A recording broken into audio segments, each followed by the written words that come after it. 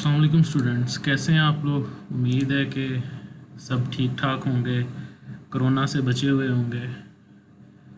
और ये है कि बच के रहना है आपने, अपनी हिफाजत करें और दूसरों की भी हिफाजत करें।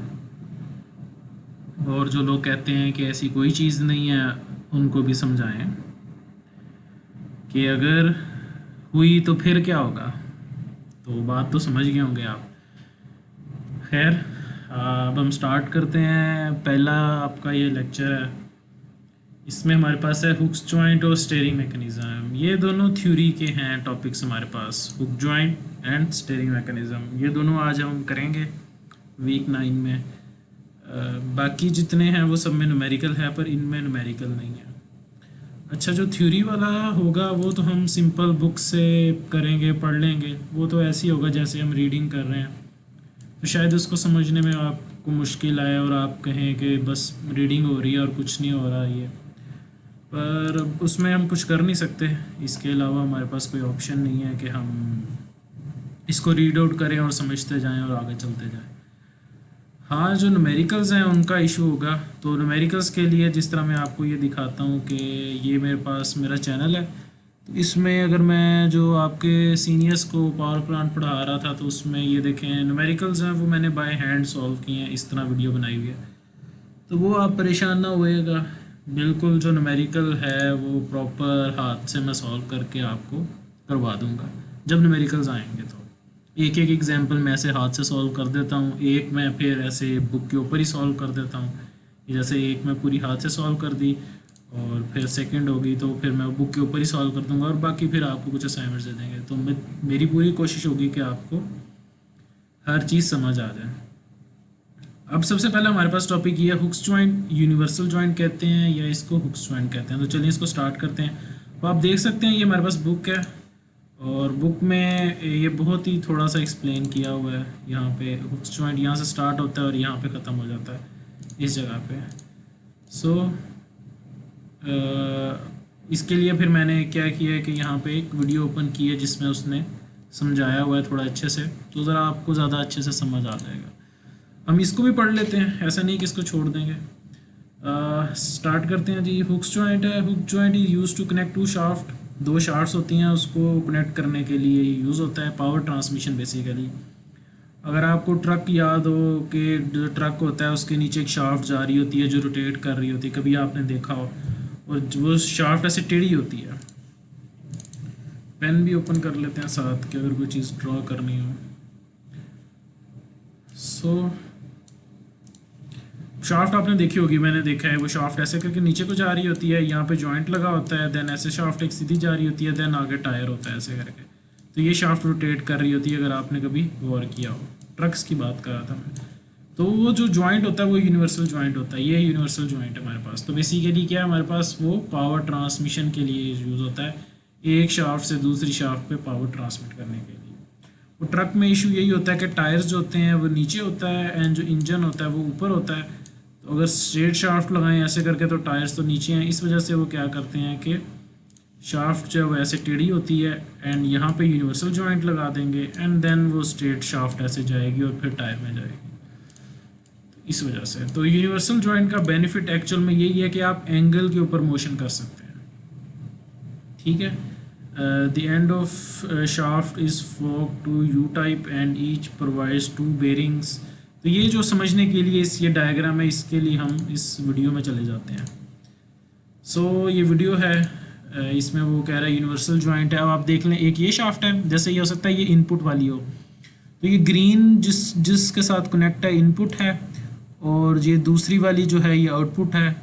अब इसमें हमारे पास 3 कंपोनेंट्स हैं, अब वो अलग अलग करके कंपोनेंट्स भी दिखाएगा, तो हम उसको देख लेते हैं कि कौन कौन से इसमें कंपोनेंट्स हैं।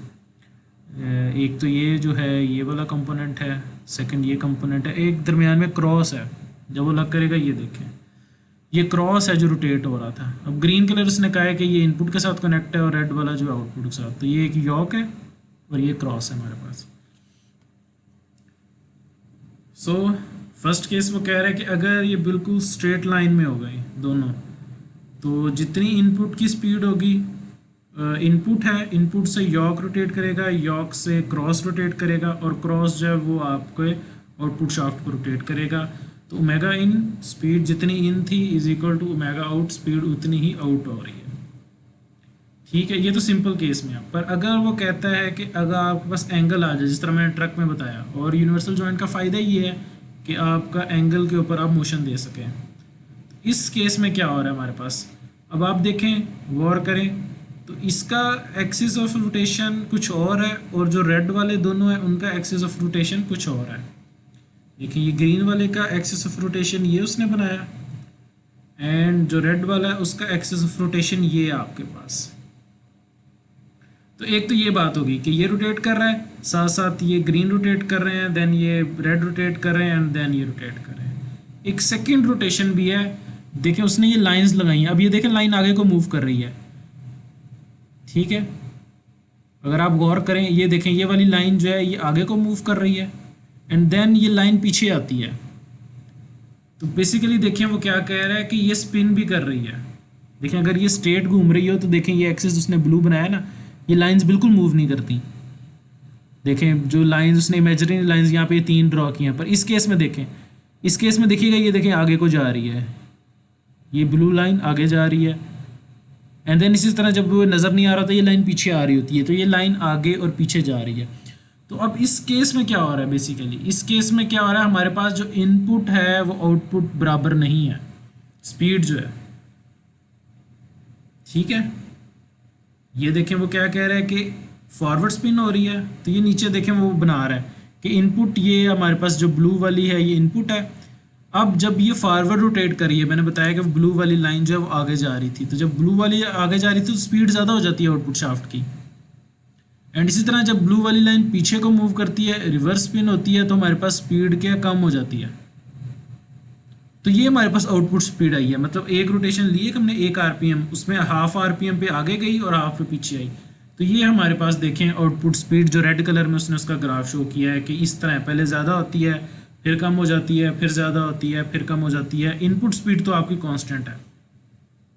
ठीक है, तो जब आपके पास एंगल आ जाता है तो उस केस में हमारे पास यूनिवर्सल जॉइंट में ये इशू आ जाता है कि हमारे पास स्पीड्स कांस्टेंट नहीं रहती। अब इसका सोल्यूशन क्या है हमारे पास, अब आपने एक यूनिवर्सल जॉइंट लगाया था, अब वहाँ पे आप 2 लगा दें। अब देखें क्या बात कर रहा है वो, कांस्टेंट स्पीड से फ्लक्चुएटिंग स्पीड होगी, फ्लक्चुएटिंग स्पीड से हमने दोबारा क्रॉस लगाया तो वो दोबारा कांस्टेंट हो जाएगी। ठीक है, इनपुट आपकी कांस्टेंट थी, कांस्टेंट से क्रॉस, ये आपका यूनिवर्सल जॉइंट से फ्लक्चुएटिंग होगी स्पीड। अब जब फ्लक्चुएटिंग से हम क्रॉस लगाएंगे तो वो क्या कर देगी, उसको कांस्टेंट कर देगी। तो जब हम एक्चुअल में लाइक गाड़ी वगैरह में ट्रक की बात कर रहे थे, तो फिर उस केस में हम ये केस करते हैं कि 2 यूनिवर्सल जॉइंट लगा देते हैं, एंगल पे भी मोशन हो जाती है हमारे पास, और जो हमारे पास स्पीड है वो भी कांस्टेंट हो जाती है। ठीक है, तो ये वीडियो थी हमारे पास। अब आपको समझ आ गया होगा कि ये यॉक था, ये दरमियान में क्रॉस था, ये यॉक बने हुए हैं, ये देखें प्लस साइन क्रॉस बना हुआ है, और 2 ये एक्सिस की बात कर रहा है जो हमने ग्रीन और रेड देखे हैं, और ये एक्चुअल में ये उसने दिखाया क्योंकि वो बेरिंग्स भी होते हैं। अब आपने देख लिया कि ये जो जगह है ये वाली जो है, यहाँ पे भी रोटेशन होती है, यहाँ पे भी रोटेशन होती है, तो फिर वहाँ पे बेरिंग्स लगे होते हैं। इस तरह ये पूरी की पूरी भी रोटेट कर रही है तो उसमें बेरिंग्स होंगे। तो ये हमारे पास था हुक्स जॉइंट, इसकी सिर्फ थ्योरी है यूनिवर्सल हुक जॉइंट। उम्मीद है कि आपको समझ आ गया। ठीक है, ओके, अल्लाह हाफिज़।